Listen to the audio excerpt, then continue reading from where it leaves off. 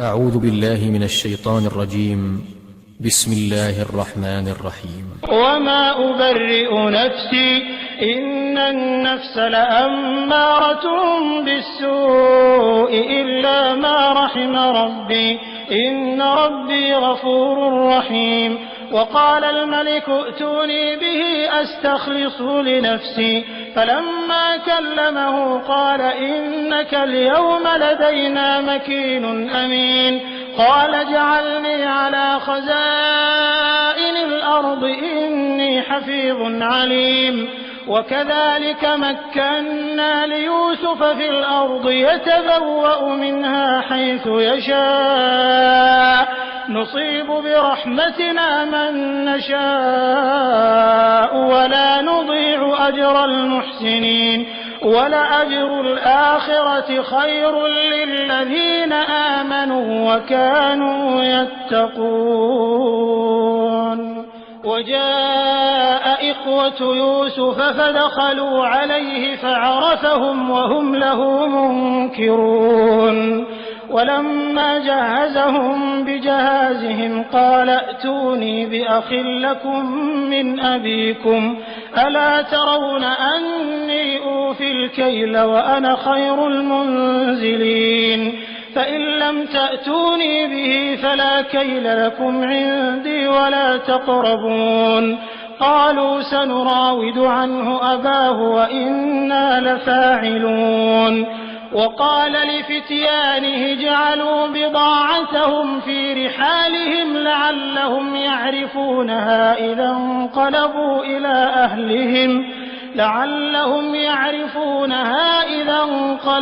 إلى أهلهم لعلهم يرجعون. فلما رجعوا إلى أبيهم قالوا يا أبانا منع منا الكيل فأرسل معنا أخانا نكتل وإنا له لحافظون. قال هل آمنكم عليه إلا كما أمنتكم على أخيه من قبل فالله خير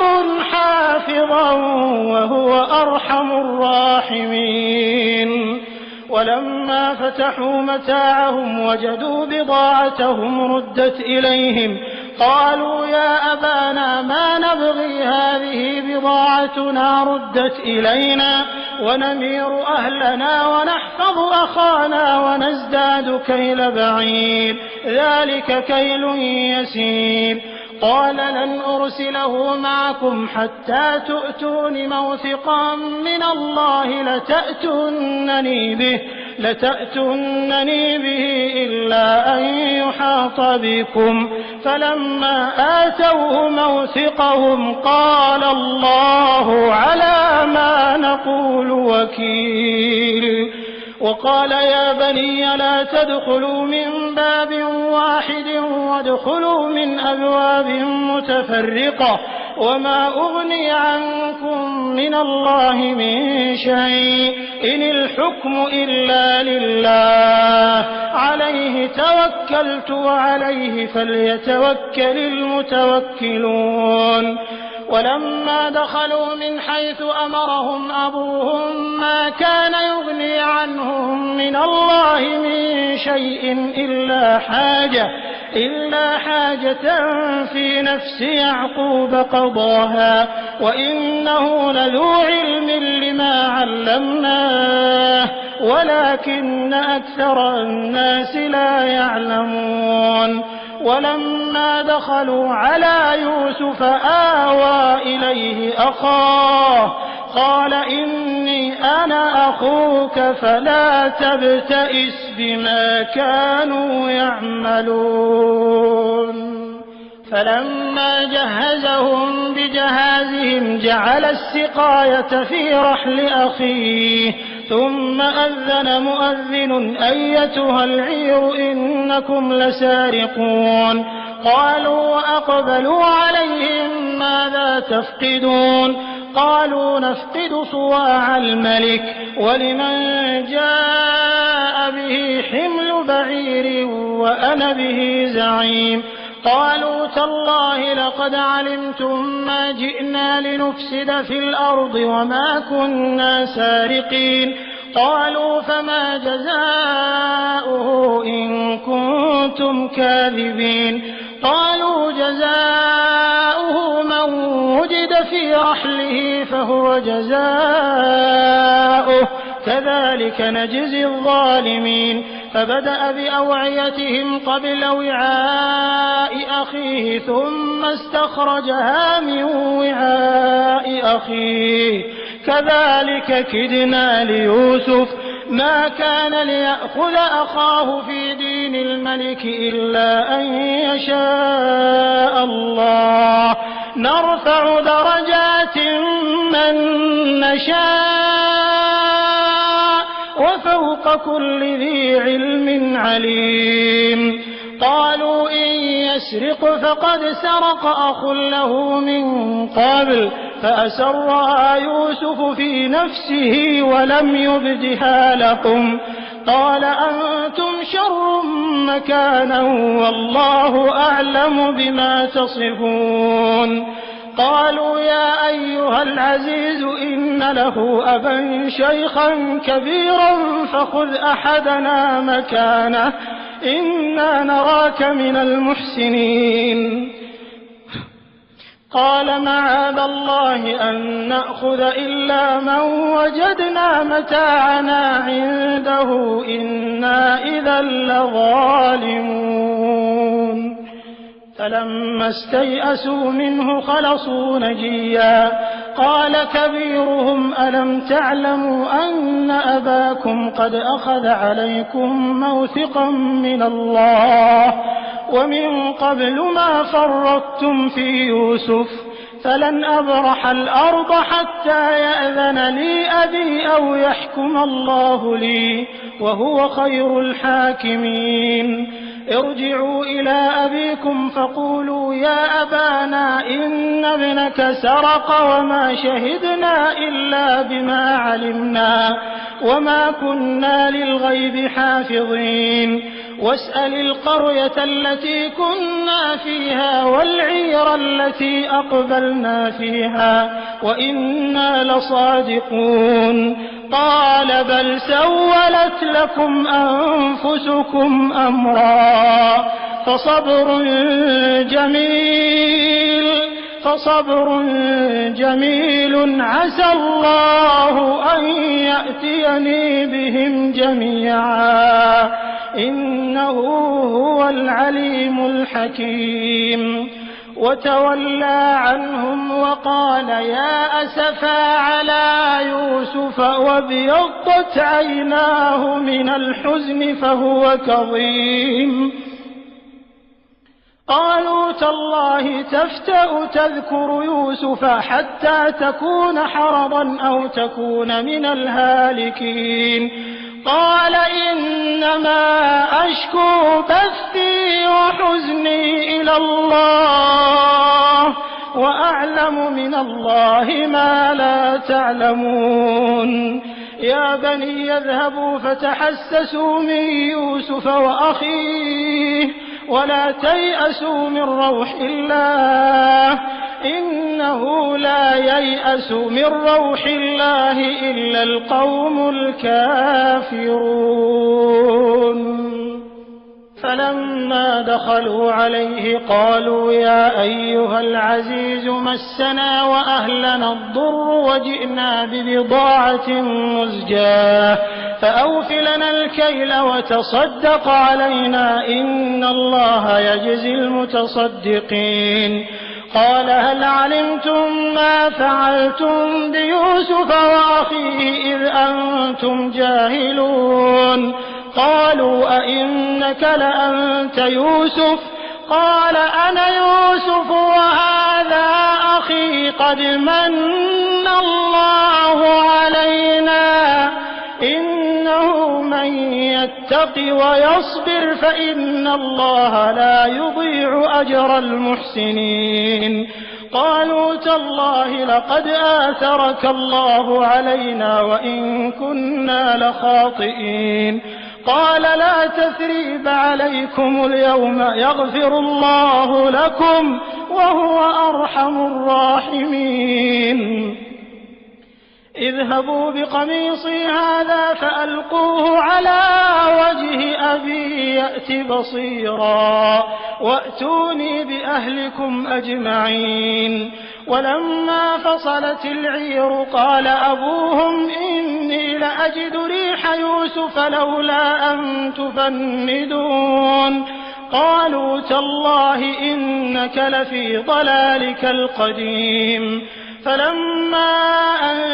جاء البشير ألقاه على وجهه فارتد بصيرا قال ألم أقل لكم إني أعلم من الله ما لا تعلمون قالوا يا أبانا استغفر لنا ذنوبنا إنا كنا خاطئين قال سوف أستغفر لكم ربي إنه هو الغفور الرحيم فلما دخلوا على يوسف آوى إليه أبويه وقال ادخلوا مصر إن شاء الله آمنين ورفع أبويه على العرش وخروا له سجدا وقال يا أبت هذا تأويل رؤياي من قبل قد جعلها ربي حقا وقد أحسن بي إذ أخرجني من السجن وجاء بكم من البدو من بعد أن نزغ الشيطان بيني وبين إخوتي إن ربي لطيف لما يشاء إنه هو العليم الحكيم رب قد آتيتني من الملك وعلمتني من تأويل الأحاديث فاطر السماوات والأرض أنت ولي في الدنيا والآخرة توفني مسلما وألحقني بالصالحين ذلك من أنباء الغيب نوحيه إليك وما كنت لديهم إذ أجمعوا أمرهم وهم يمكرون وما أكثر الناس ولو حرصت بمؤمنين وما تسألهم عليه من أجر إن هو إلا ذكر للعالمين وكأي من آية في السماوات والأرض يمرون عليها وهم عنها معرضون وما يؤمن أكثرهم بالله إلا وهم مشركون أفأمنوا أن تأتيهم غاشية من عذاب الله أو تأتيهم الساعة بغتة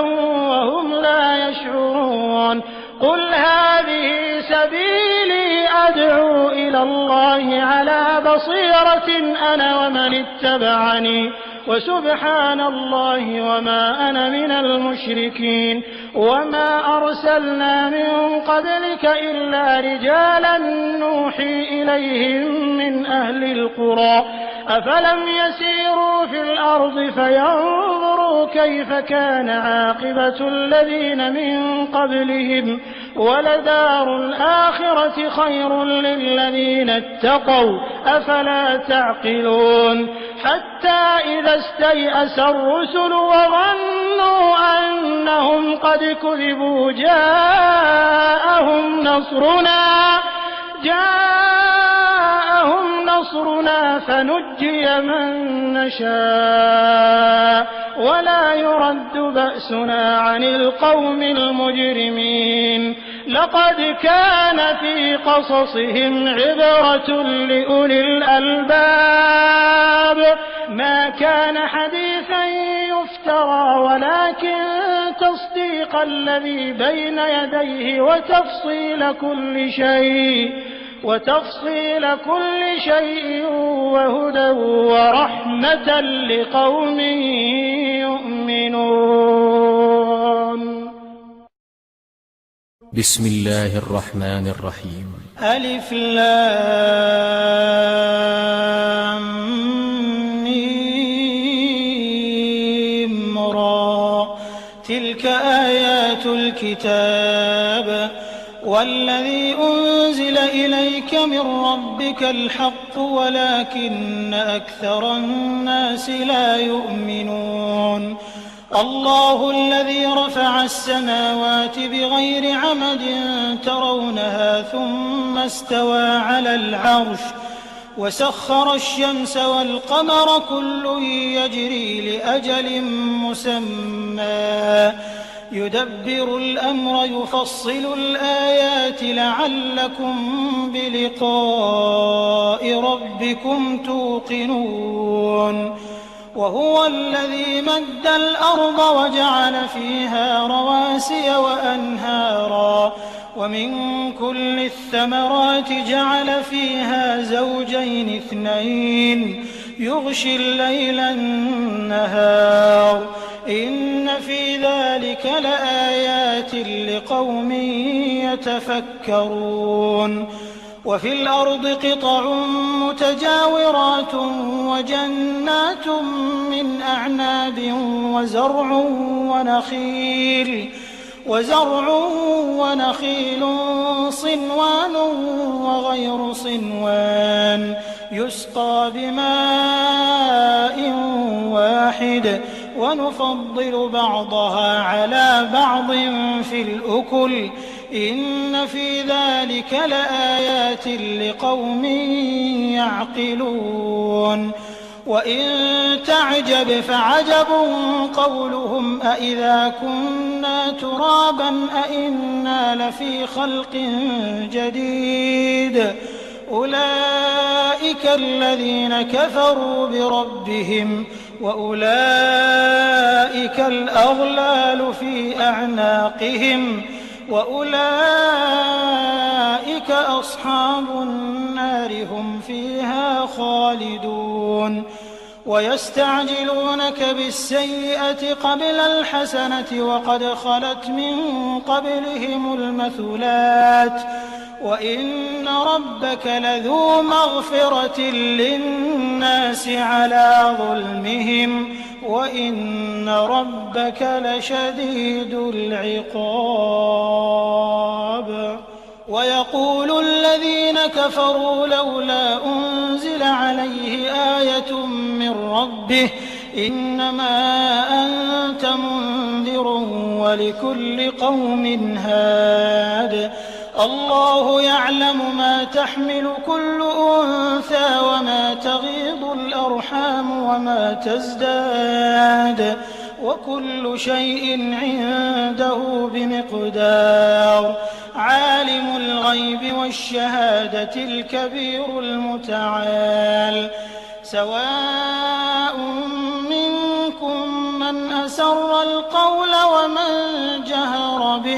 ومن جهر به ومن هو مستخف بالليل وسارب بالنهار له معقبة من بين يديه ومن خلفه يحفظونه من أمر الله إن الله لا يغير ما بقوم حتى يغيروا ما بأنفسهم وإذا أراد الله بقوم سوءا فلا مرد له وما لهم من دونه من وال هو الذي يريكم البرق خوفا وطمعا وينشئ السحاب الثقال ويسبح الرعد بحمده والملائكة من خيفته ويرسل الصواعق فيصيب بها من يشاء وهم يجادلون في الله وهو شديد المحال له دعوة الحق والذين يدعون من دونه لا يستجيبون لهم بشيء إلا كباسط كفيه إلى الماء ليبلغ فاه وما هو ببالغه وما دعاء الكافرين إلا في ضلال ولله يسجد من في السماوات والأرض طوعا وكرها وظلالهم بالغدو والآصال قل من رب السماوات والأرض قل الله قل أفاتخذتم من دونه أولياء لا يملكون لأنفسهم نفعا ولا ضرا قل هل يستوي الأعمى والبصير أم هل تستوي الظلمات والنور أم جعلوا لله شركاء خلقوا كخلقه فتشابه الخلق عليهم قل الله خالق كل شيء وهو الواحد القهار أنزل من السماء ماء فسالت أودية بقدرها فاحتمل السيل زبدا رابيا ومما يوقدون عليه في النار ابتغاء حلية أو متاع زبد مثله كذلك يضرب الله الحق والباطل فأما الزبد فيذهب جفاء وأما ما ينفع الناس فيمكث في الأرض كذلك يضرب الله الأمثال للذين استجابوا لربهم الحسنى والذين لم يستجيبوا له لو أن لهم ما في الأرض جميعا ومثله معه لافتدوا به أولئك لهم سوء الحساب ومأواهم جهنم وبئس المهاد أفمن يعلم أنما أنزل إليك من ربك الحق كمن هو أعمى إنما يتذكر أولو الألباب الذين يوفون بعهد الله ولا ينقضون الميثاق والذين يصلون ما أمر الله به أن يوصل ويخشون ربهم ويخافون سوء الحساب والذين صبروا ابتغاء وجه ربهم وأقاموا الصلاة وأنفقوا مما رزقناهم سرا وعلانية ويدرؤون بالحسنة السيئة أولئك لهم عقبى الدار جنات عدن يدخلونها ومن صلح من آبائهم وأزواجهم وذرياتهم والملائكة يدخلون عليهم من كل باب سلام عليكم بما صبرتم فنعم عقبى الدار والذين ينقضون عهد الله من بعد ميثاقه ويقطعون ما أمر الله به أن يوصل ويفسدون في الأرض أولئك لهم اللعنة ولهم سوء الدار الله يبسط الرزق لمن يشاء ويقدر وفرحوا بالحياة الدنيا وما الحياة الدنيا في الآخرة إلا متاع ويقول الذين كفروا لولا أنزل عليه آية من ربه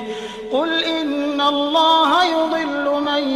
يشاء ويهدي إليه من أناب الذين آمنوا وتطمئن قلوبهم بذكر الله ألا بذكر الله تطمئن القلوب الذين آمنوا وعملوا الصالحات طوبى لهم وحسن مآب كذلك أرسلناك في أمة قد خلت من قبلها أمم لتتلو عليهم الذي أوحينا إليك وهم يكفرون بالرحمن قل هو ربي لا إله إلا هو عليه توكلت وإليه متاب ولو أن قرآنا سيرت به الجبال أو قطعت به الأرض أو كلم به الموتى بل لله الأمر جميعا أفلم ييأس الذين آمنوا أن لو يشاء الله لهدى الناس جميعا ولا يزال الذين كفروا تصيبهم بما صنعوا قارعة أو تحل قريبا من دارهم حتى يأتي وعد الله إن الله لا يخلف الميعاد ولقد استهزئ برسل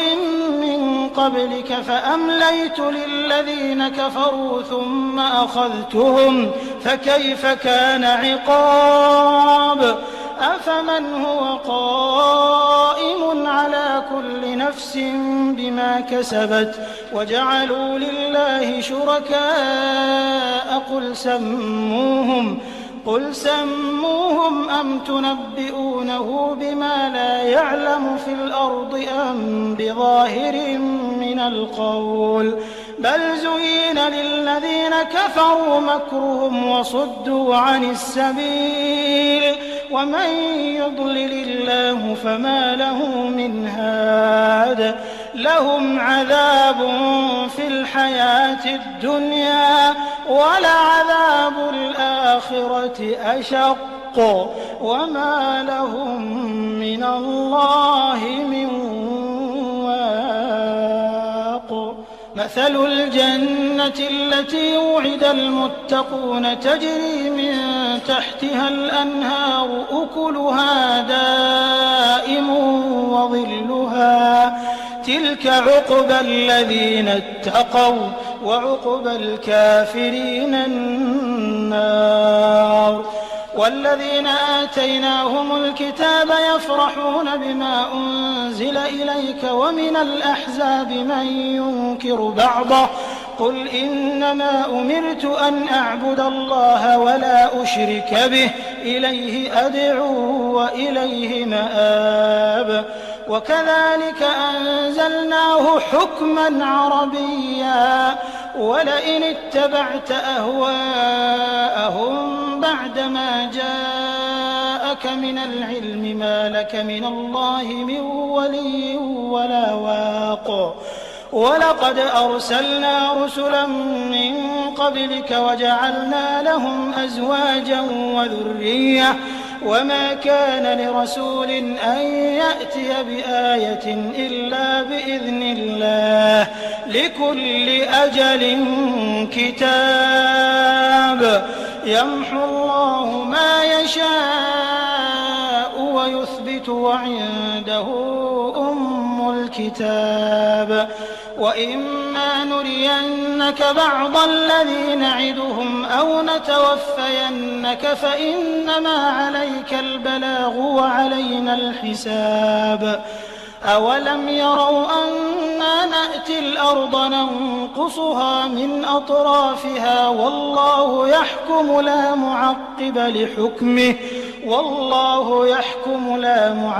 لحكمه وهو سريع الحساب وقد مكر الذين من قبلهم فلله المكر جميعا يعلم ما تكسب كل نفس وسيعلم الكفار لمن عقبى الدار ويقول الذين كفروا لست مرسلا قل كفى بالله شهيدا بيني وبينكم ومن عنده علم الكتاب. أعوذ بالله من الشيطان الرجيم. بسم الله الرحمن الرحيم. ألف لام را كتاب أنزلناه إليك لتخرج الناس من الظلمات إلى النور بإذن ربهم إلى صراط العزيز الحميد الله الذي له ما في السماوات وما في الأرض وويل للكافرين من عذاب شديد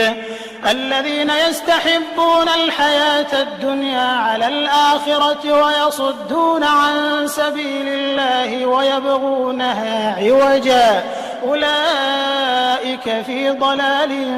بعيد وما أرسلنا من رسول إلا بلسان قومه ليبين لهم فيضل الله من يشاء ويهدي من يشاء وهو العزيز الحكيم ولقد أرسلنا موسى بآياتنا أن أخرج قومك من الظلمات إلى النور وذكرهم بأيام الله إن في ذلك لآيات لكل صبار شكور وإذ قال موسى لقومه اذكروا نعمة الله عليكم إذ أنجاكم من آل فرعون يسومونكم سوء العذاب ويذبحون أبناءكم ويستحيون نساءكم وفي ذلكم بلاء من ربكم عظيم وإذ تأذن ربكم لئن شكرتم لأزيدنكم ولئن كفرتم إن عذابي لشديد وقال موسى إن تكفروا أنتم ومن في الأرض جميعا فإن الله لغني حميد ألم يأتكم نبأ الذين من قبلكم قوم نوح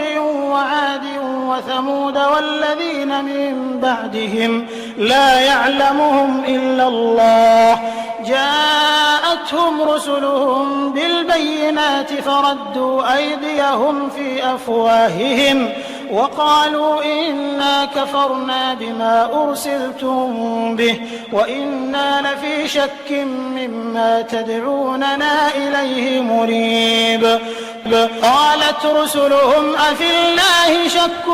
فاطر السماوات والأرض يدعوكم ليغفر لكم من ذنوبكم ويؤخركم إلى أجل مسمى قالوا إن أنتم إلا بشر مثلنا تريدون أن تصدونا عما كان يعبد آباؤنا فأتونا بسلطان مبين قالت لهم رسلهم إن نحن إلا بشر مثلكم ولكن الله يمن على من يشاء من عباده وما كان لنا أن نأتيكم بسلطان إلا بإذن الله وعلى الله فليتوكل المؤمنون وما لنا ألا نتوكل على الله وقد هدانا سبلنا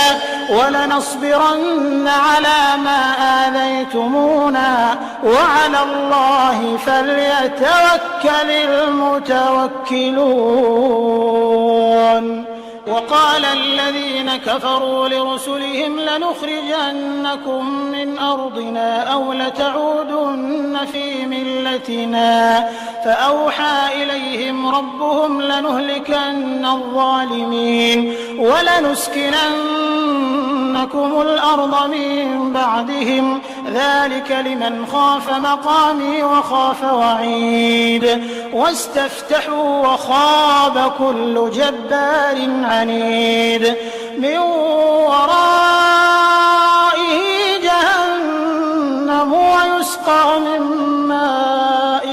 صديد يتجرعه ولا يكاد يسيغه ويأتيه الموت من كل مكان وما هو بميت ومن ورائه عذاب غليظ.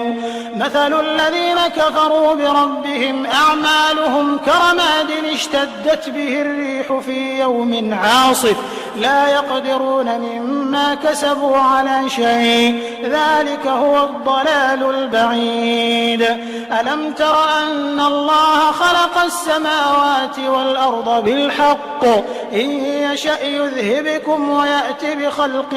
جديد وما ذلك على الله بعزيز. وبرزوا لله جميعا فقال الضعفاء للذين استكبروا إنا كنا لكم تبعا فهل أنتم مغنون عنا من عذاب الله من شيء قالوا لو هدانا الله لهديناكم سواء علينا أجزعنا أم صبرنا ما لنا من محيص.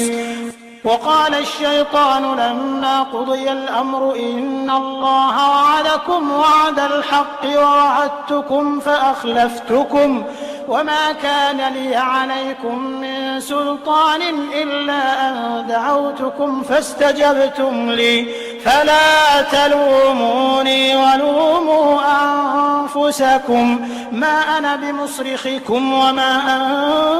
أنتم بمصرخي إني كفرت بما أشركتمون من قبل إن الظالمين لهم عذاب أليم. وأدخل الذين آمنوا وعملوا الصالحات جنات تجري من تحتها الأنهار خالدين فيها بإذن ربهم تحيتهم فيها سلام. ألم تر كيف ضرب الله مثلا كلمة طيبة كشجرة طيبة أصلها ثابت وفرعها في السماء تؤتي أكلها كل حين بإذن ربها ويضرب الله الأمثال للناس لعلهم يتذكرون. ومثل كلمة خبيثة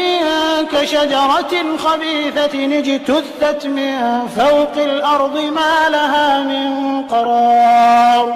يثبت الله الذين آمنوا بالقول الثابت في الحياة الدنيا وفي الآخرة ويضل الله الظالمين ويفعل الله ما يشاء. ألم تر إلى الذين بدلوا نعمة الله كفرا وأحلوا قومهم دار البوار جهنم يصلونها وبئس القرار وجعلوا لله أندادا ليضلوا عن سبيله قل تمتعوا فإن مصيركم إلى النار. قل لعبادي الذين آمنوا يقيموا الصلاة وينفقوا مما رزقناهم سرا وعلانية من قبل أن يأتي يوم لا بيع فيه ولا خلال. الله الذي خلق السماوات والأرض وأنزل من السماء ماء فأخرج به من الثمرات رزقا لكم وسخر لكم الفلك لتجري في البحر بأمره وسخر لكم الأنهار وسخر لكم الشمس والقمر دائبين وسخر لكم الليل والنهار وآتاكم من كل ما سألتموه وإن تعدوا نعمة الله لا تحصوها إن الإنسان لظلوم كفار. وإذ قال إبراهيم رب اجعل هذا البلد آمنا واجنبني وبني أن نعبد الأصنام رب إنهن أضللن كثيرا من الناس فمن تبعني فإنه مني ومن عصاني فإنك غفور رحيم ربنا إني أسكنت من ذريتي بواد غير ذي زرع عند بيتك المحرم ربنا ليقيموا الصلاة فاجعل أفئدة من الناس تهوي إليهم وارزقهم من الثمرات لعلهم يشكرون ربنا إنك تعلم ما نخفي وما نعلن وما يخفى على الله من شيء في الأرض ولا في السماء الحمد لله الذي وهب لي على الكبر إسماعيل وإسحاق إن ربي لسميع الدعاء رب اجعلني مقيم الصلاة ومن ذريتي ربنا وتقبل دعاء ربنا اغفر لي ولوالدي وللمؤمنين يوم يقوم الحساب ولا تحسبن الله غافلا عما يعمل الظالمون إنما يؤخرهم ليوم تشخص فيه الأبصار مهطعين مقنعي رؤوسهم لا يرتد إليهم طرفهم وأفئدتهم هواء وأنذر الناس يوم يأتيهم العذاب فيقول الذين ظلموا ربنا أخرنا إلى أجل قريب نجب دعوتك ونتبع الرسل أولم تكونوا أقسمتم من قبل ما لكم من زوال وسكنتم في مساكن الذين ظلموا أنفسهم وتبين لكم كيف فعلنا بهم وضربنا لكم الأمثال وقد مكروا مكرهم وعند الله مكرهم وإن كان مكرهم لتزول منه الجبال فلا تحسبن الله مخلف وعده رسله إن الله عزيز ذو انتقام يوم تبدل الأرض غير الأرض والسماوات وبرزوا لله الواحد القهار وترى المجرمين يومئذ مقرنين في الأصفاد سرابيلهم من قطران وتغشى وجوههم النار ليجزي الله كل نفس ما كسبت إن الله سريع الحساب هذا بلاغ للناس ولينذروا به وليعلموا أنما هو إله واحد